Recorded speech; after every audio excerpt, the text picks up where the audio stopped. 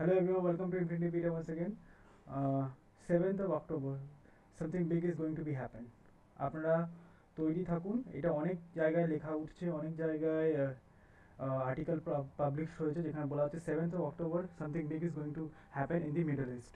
7th of October কেন? আপনারা যদি মনে করেন তো 2023 সালে 7th of October-এও আপনার ইসরায়েলের ওপর সর্বপ্রথম অ্যাটাক হয়েছিল হামাসের মাধ্যমে। তো this is going to be a symbolic act for them, যে আমরা এবার একটা প্রতিশোধ নিতে চলেছি। আচ্ছা, আমি এই কথাটা কোথা থেকে বলছি দেখুন, কিছু আর্টিকেল পাবলিশ হয়েছে যেগুলোকে আমরা যদি দেখি তার থেকে এই জিনিসটা আমরা বুঝতে পারবো। দ্য ফার্স্ট আর্টিকেল যেটা হয়েছে সেটা হচ্ছে এটা দেখুন, যেখানে লেখা উঠছে, যেটা ইন্ডিয়ার এনডিটিভি ওয়ার্ল্ডের মাধ্যমে এই আর্টিকেলটা আমি পেয়েছি। সেটা হচ্ছে will Israel hit Iran's nuclear facilities, what top US official shed.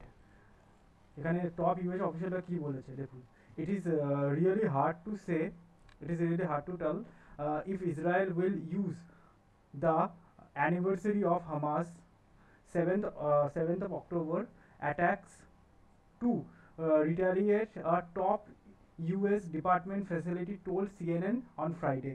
মানে 7th of October যে অ্যাটাকটা হয়েছিল সেইটাকে এরা সিম্বলিক অ্যাক্ট করছে। ইসরায়েল যদি হামাস ইরানের ওপর অ্যাটাক করে আশ্চর্য হবে না, এটা বলাটা খুব মুশকিল।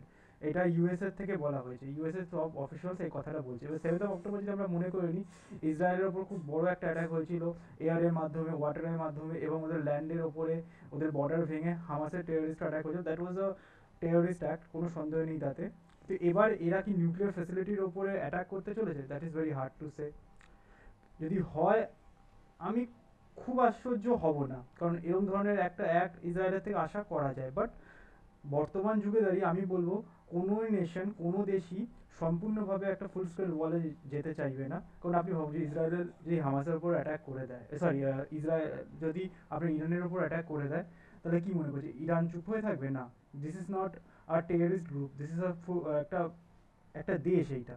তো একটা দেশের ওপর অন্য দেশের অ্যাটাক মানে একটা বড় ব্যাপার। তো আমার মনে হচ্ছে না এই অ্যাটাকটা ইসরায়েল যদি করেও, আমার মনে হচ্ছে নিউক্লিয়ার ফ্যাসিলিটিসের উপরে করবে। কারণ নিউক্লিয়ার ফ্যাসিলিটির উপর অ্যাটাক করা মানে আপনি বুঝছেন যে রেডিয়েশন ছড়াবে বিভিন্ন রকমের। চেরনোবিলকে যদি ভুলে না যান, কতটা ডেঞ্জারাস মুভমেন্ট হয়ে গেছিলো। আর প্রথম হিরোশিমা নাগাসাকির উপরে অ্যাটাক।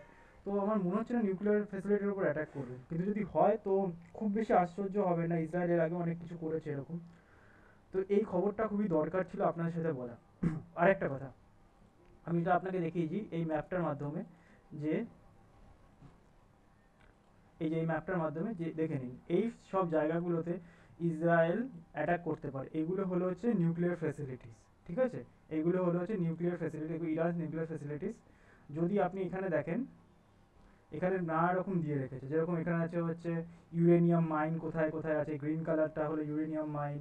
তারপরে একটুখানি যদি ডার্ক গ্রিন হলে ইউরেনিয়াম প্রোডাকশন প্ল্যান্ট, ডার্ক গ্রিনটা uranium production plant. Research reactor এখানে আছে, এগুলো research reactor. Nuclear power plant, যদি এই কালারটায় দেখা যায় তো নিউক্লিয়ার পাওয়ার প্ল্যান্ট। তো আমার মনে হচ্ছে রিসার্চ সেন্টার এর উপরে অ্যাটাক হলেও হতে পারে, পাওয়ার প্ল্যান্টের উপর অ্যাটাক করাটা একটু মুশকিলই হয়ে যাবে, কারণ সেটা নিউক্লিয়ার রেডিয়েশন ছড়ানোর ভয় থাকে। তো যদি হয় অ্যাটাক, এই জায়গায় অ্যাটাক হতে পারে। আর এখানে দেখুন, আমরা দেখাতে পারি, এটা হলো ইসরায়েলের ম্যাপ। এই ইসরায়েলের ম্যাপের এইখান থেকে এতটা দূরে এসে অ্যাটাক করা 2000 কিলোমিটার, এটা খুব বড় ব্যাপার। কিন্তু এর আগেও তো ইসরায়েল করেছে ইরানের ওপরে। সো আমার মনে হচ্ছে অ্যাটাক তো হবে, কিন্তু কি অ্যাটাক হবে সেটা হলো একটা প্রশ্ন। আরেকটা কথা, যারা স্পেকুলেশন করছে যে 7th of October অ্যাটাকটা হবে, আমার যতটুকু ধারণা না হওয়ার সম্ভাবনাটাই বেশি। কারণ দেখুন, এটা সবাই স্পেকুলেশন যখন করছে, আপনার কি মনে হয় ইরান তৈরি থাকবে না? ইরানও তৈরি থাকবে। তো আমার মনে হচ্ছে না 7th of October হবে। 95% চান্স আছে যে হবে না।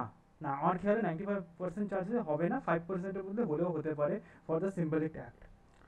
আর অনেক সময় এটা রিভার্স সাইকোলজিও কাজ করে, মানে যেদিনকে লোকে সবাই ভাবছে হবে না হবে না হবে না, সেদিনকে হয়। আর যেদিনকে লোকে ভাবে যে হবে হবে হবে, সেদিনকে হয় না। তো এরকম রিভার্স সাইকোলজি হিসাবে করতে পারে, সেটা সম্পূর্ণ ইসরায়েল হবে। 7th of October খুব বেশি দেরি নয়। আর আমার মনে হয় নিউক্লিয়ার প্ল্যান্টের উপর অ্যাটাক হবে, because this is going, if they do this, so this could be a major reason for the third world war. তো থার্ড ওয়ার্ল্ড ওয়ারে কেউই এই সময় যেতে চাইবে না। সো দেখা যাক কি হয়। So this is Gaurav Chakraborty signing off, and please do like, share and subscribe for this kind of videos. Thank you very much.